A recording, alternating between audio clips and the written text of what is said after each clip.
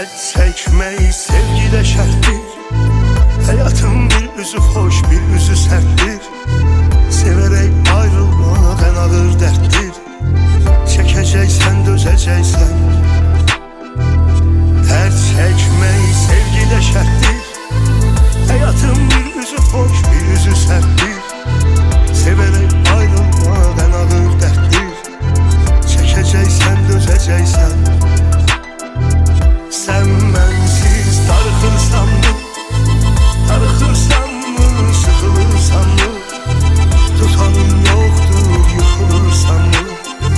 Qəmdən boğulursan mı?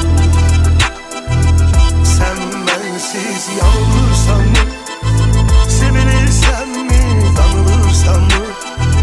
Her gün başka yola atılırsan mı? Eşya tek satılırsan mı?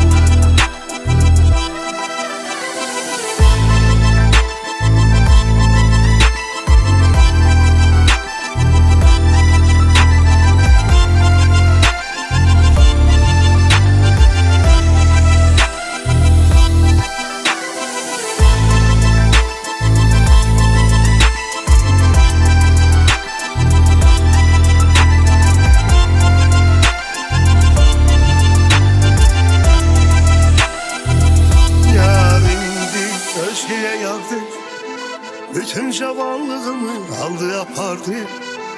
Bizim bu eşk nalı ne tez kurtardı. Biri yoktu biri vardı.